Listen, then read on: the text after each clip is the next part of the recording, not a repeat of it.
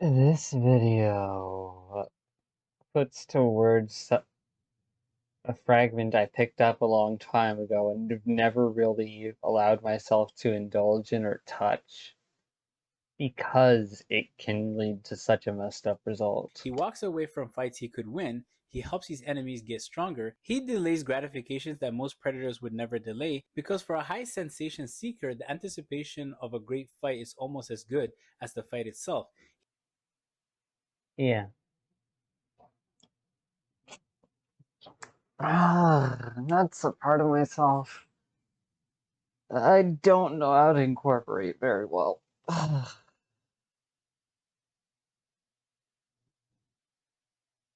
Oh.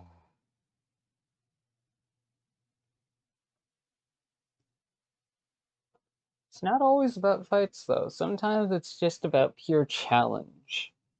Some people take the sensation seeking and channel it down areas of challenge and mastery and skill level. And that becomes a healthier output for the most part. One of the areas in which it doesn't, though, is when it comes to psychology and or finding interesting relationships. Relationships that both test your current limits and yet require that you don't lose yourself or your ability to consider and care about others in the midst of a growing state of apathy and dullness and boredom and concern. Because I was dumb, young, and naive enough to think I could solve my life's problems with apathy. Reality is, I've regretted that choice ever since I fucking made it.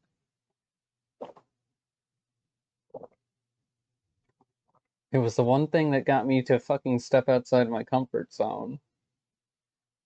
It was also the one thing that made me to making decisions that I would never make again. I would never purposely choose if I was ever in my right mind during those moments. And that's the thing about apathy. You feel like you're in your right mind, you feel like you're logical and everything's fine, but you just stop noticing how cold you've become somewhere along the way.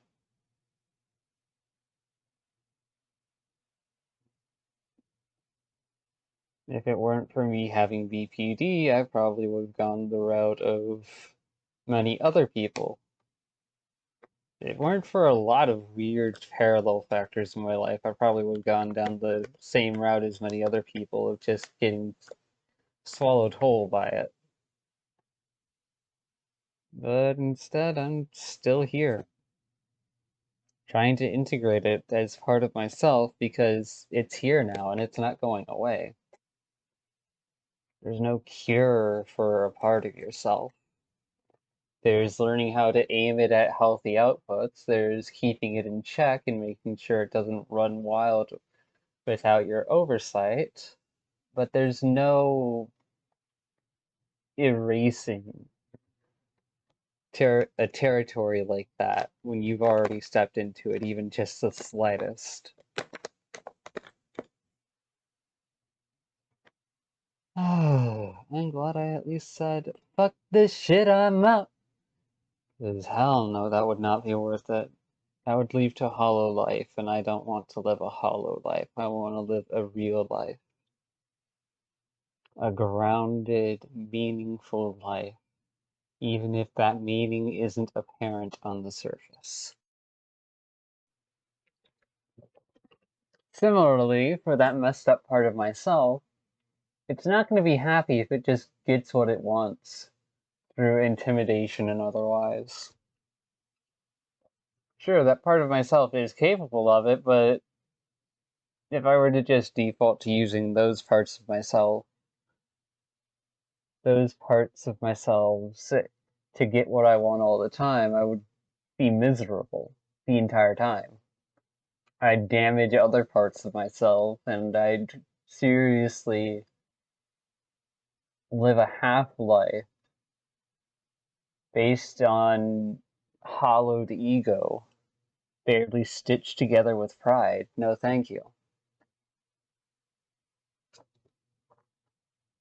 So instead of aiming my pride at I'm a perfect person or I'm a good person, I aim my pride at I'm a decent person.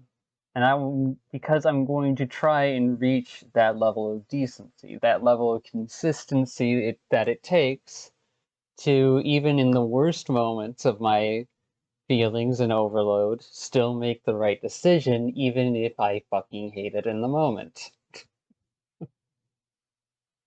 That inhumane patience.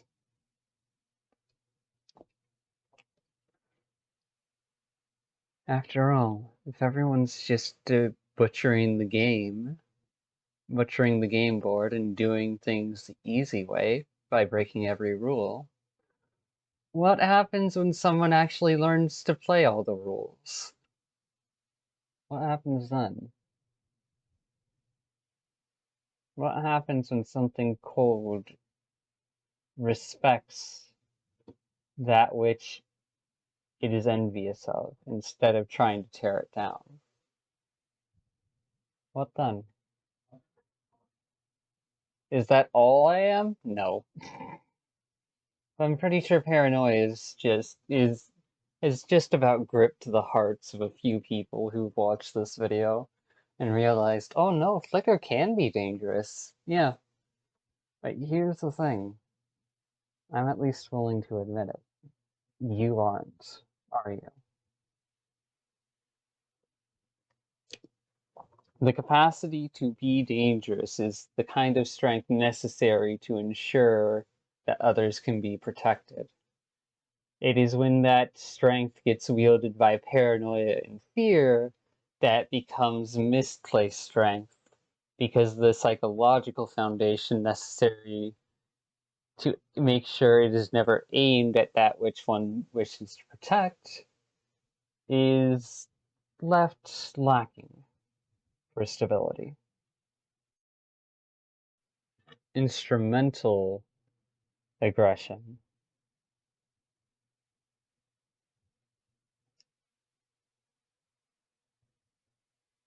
Reaction formation. Hmm.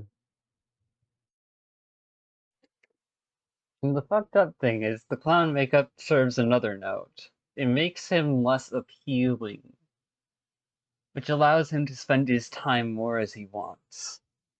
After all, if you've got decent looks or people realize that you have value, they'll try to get that value out of you.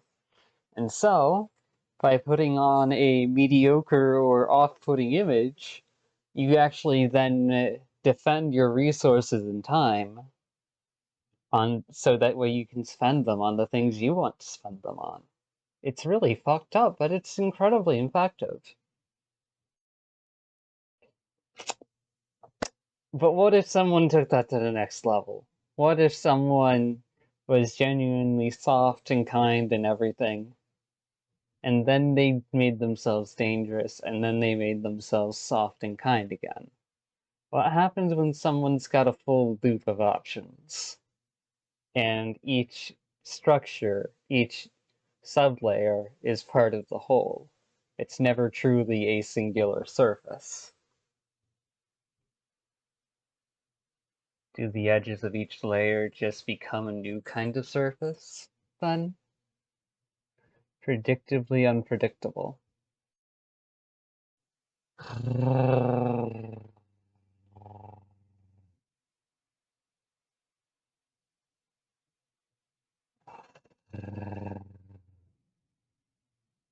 Thank you for the delicious video. It helped me understand the connection between spite and ambition.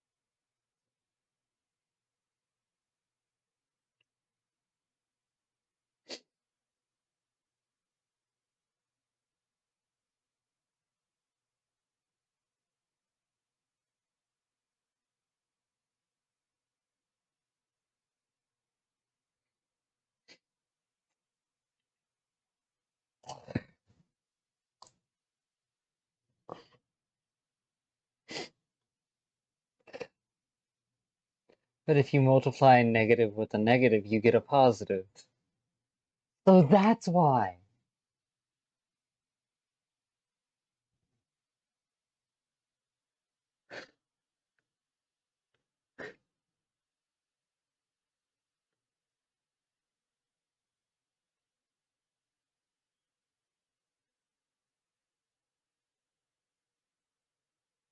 Envy, ambition. Why is vindictiveness? Hmm.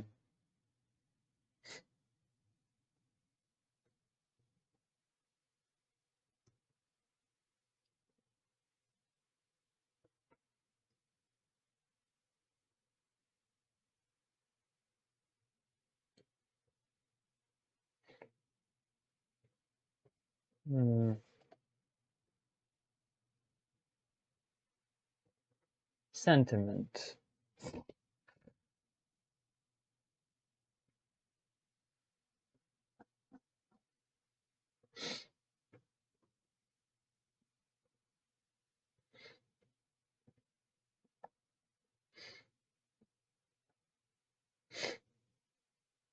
Revenge or retaliation. Hmm.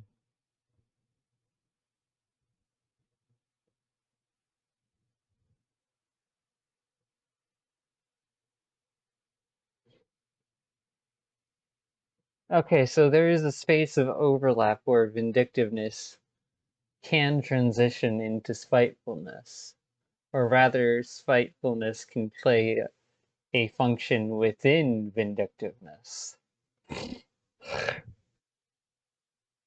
Oh! Vindicta, meaning revenge.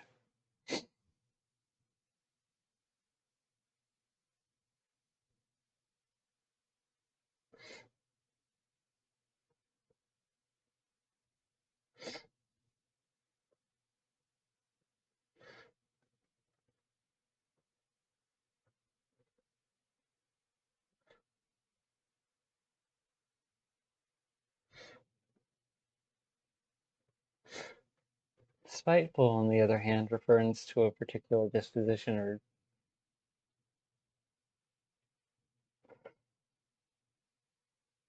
to taunt.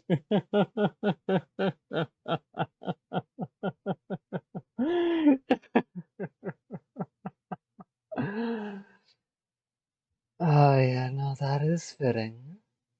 That is fitting.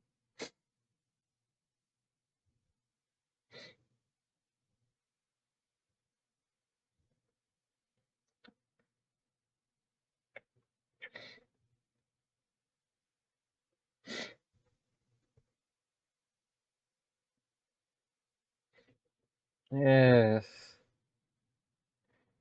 That's great and all, but I can't get away with any of that shit, and even if I could, I'd rather not. Each is an angle of attack available to people who don't like me. So there's no point in going down those paths. To be in a place where I can learn the skill set and yet not have the skill set tempt me into taking actions is ultimately the point of self-mastery I am aiming towards. At which point I can then allow myself to learn potentially dangerous things and then never use them for their intended purposes.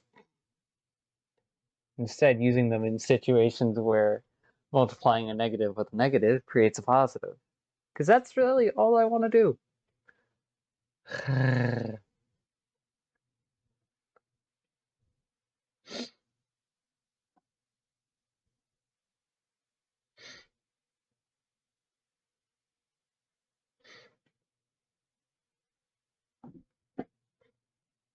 Mhm.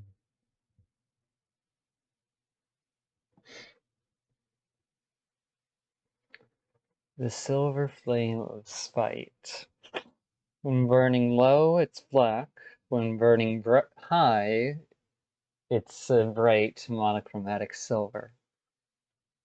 Almost.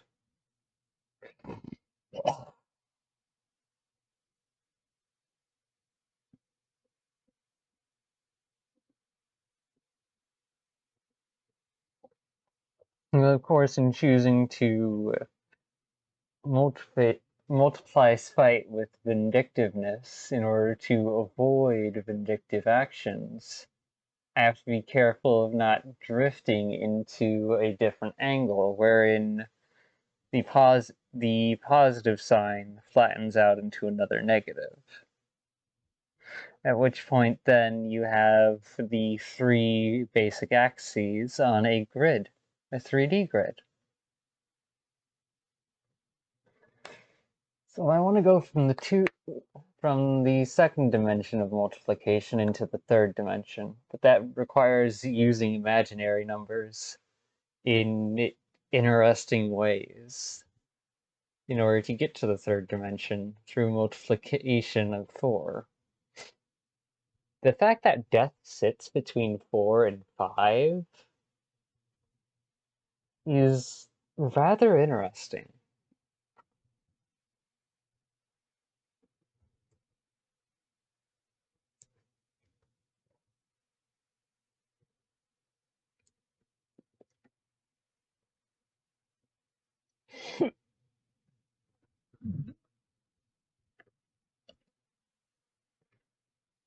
Hmm. Glad she fell asleep. Actually, still dealing with so much. Is uh, of course, count it down to my fucking autistic traits to see others as the same as myself through unintentional narcissism.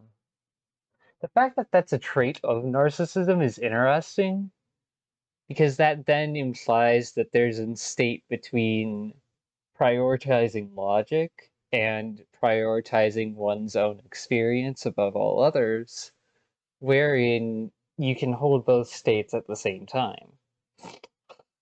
I.e., by prioritizing logic and working within the realm of what you know, by never outstep, you inadvertently start sliding over towards narcissism because you don't accept things that are outside of your own experience, which is an interesting subtlety, gotta say.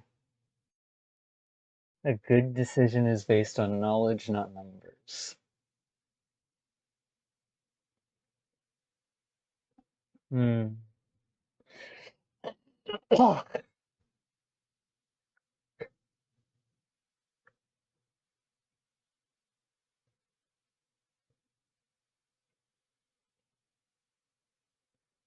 Well, that depends on whether or not there's a deterministic principle underneath the details of each life that allow it to result in that same outcome.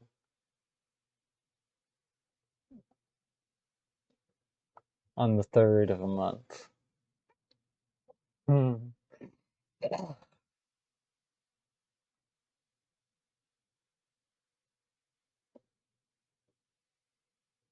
Hmm.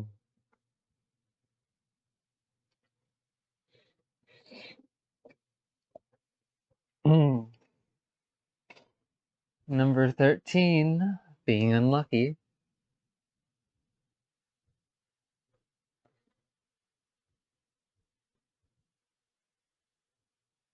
Okay, so each number has its own contracts because each number is a concept in and of itself. That's a weird angle, but it makes sense.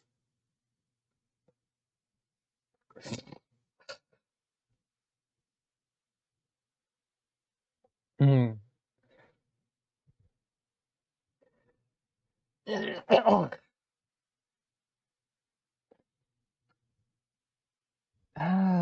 The wild is definitely uncontrollable in nature, and to refer to it as the beast or the origin of all evil isn't a bad reference point, but it's not necessarily consistent with reality.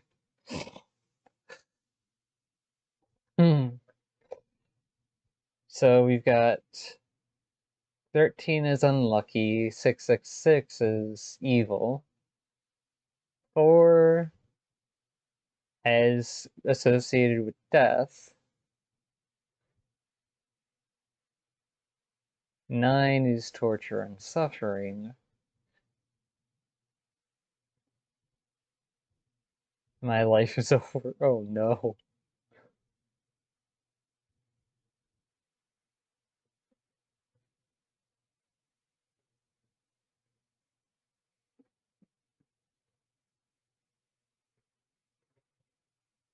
More, Mordigal. Yeah.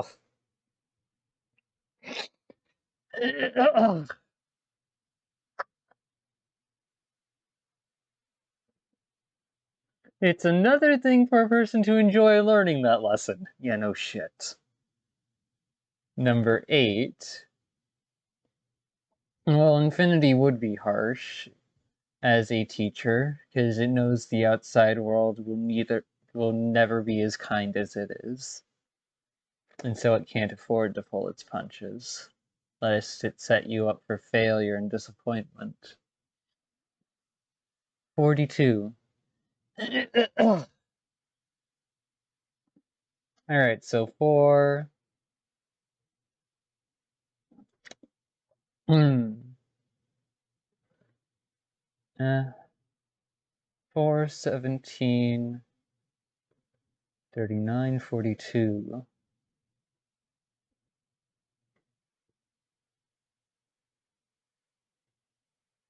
3 and 5.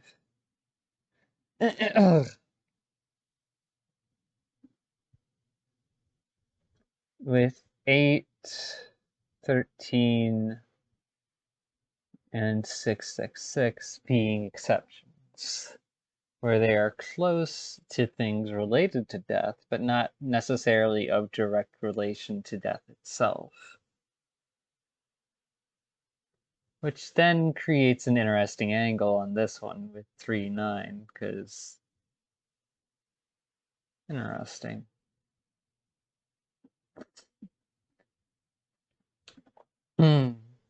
So, best if I grab the numbers 13, the between's 4.5, because it's the point that really gets it. Let's see. How unfortunate. How unfortunate.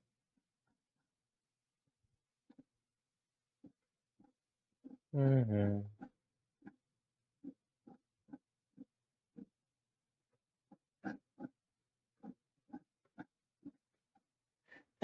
Oh.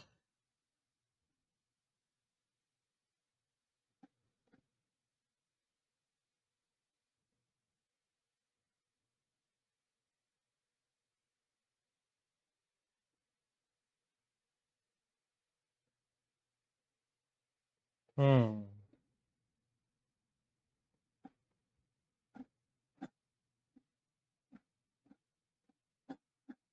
I don't know. Nothing for me there.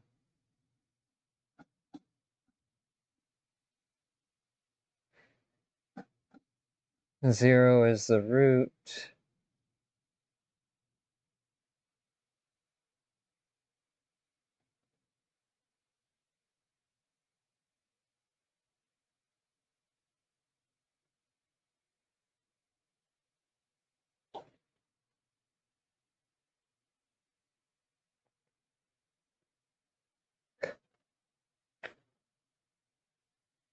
Hmm.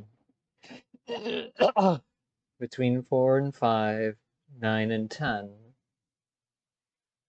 The more specifically 10 in this instance.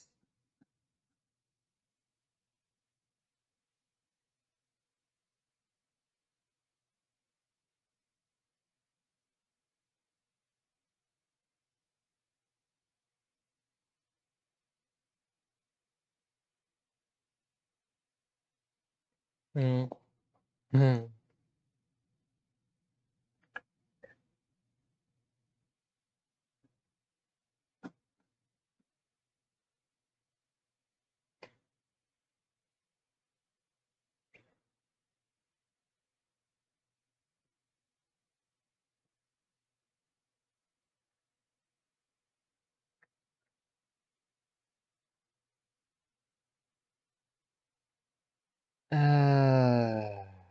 I am not going to read through those walls of text.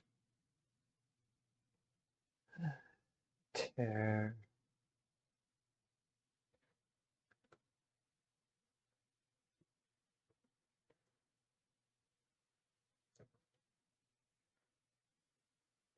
$13th.